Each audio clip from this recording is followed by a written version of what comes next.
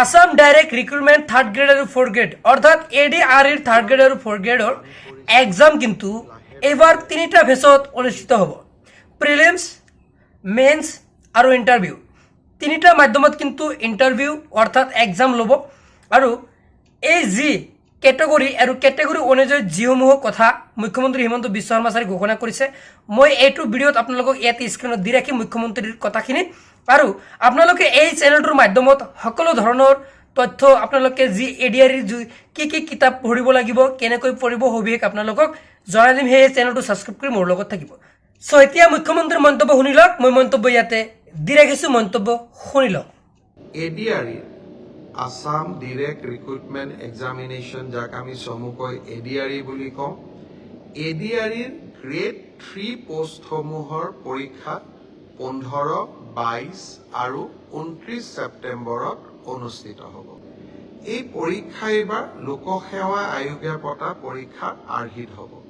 প্ৰথমতে প্ৰিলিমিনাৰী পৰীক্ষা হ'ব তাৰ পিছত মেইনছ হ'ব আৰু মেইনছৰ পিছত আমি ভাইভা প্ৰক্ৰিয়াৰ মাজেৰে আমি সমগ্ৰ ইন্টাৰভিউ প্ৰক্ৰিয়াটো সমাপ্ত কৰিম প্ৰিলিমছ এক্সাম তৃতীয় শ্ৰেণীৰ পদসমূহৰ বাবে 15, 22 আৰু 29 সেপ্টেম্বৰত অনুষ্ঠিত হ'ব আজি আমি জুলাই মাহত আছো মই আশা কৰিম যে আমাৰ শিক্ষাৰ্থীসকলে চাকৰি প্ৰাৰ্থীসকলে যাতে পঢ়া শুনা আৰম্ভ কৰে ঠিক সেই ধৰণে চতুৰ্থ শ্ৰেণীৰ বাবেও আমি একেটাই ব্যৱস্থা হাতত ল'ম প্ৰথমতে প্ৰিলিমছ তাৰ পিছত মেইনছ আৰু তাৰ পিছত ভাইভা ভচি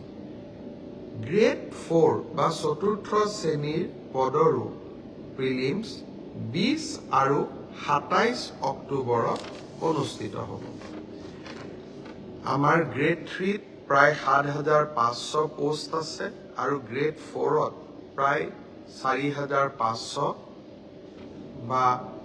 আৰু অলপ 100-200 বেছি ইমানখিনি আমাৰ পোষ্ট খালী হৈ আছে এটা স্বচ্ছ নিযুক্তি প্ৰক্ৰিয়াৰ মাজেৰে আমি এই পদখিনি পূৰণ কৰিম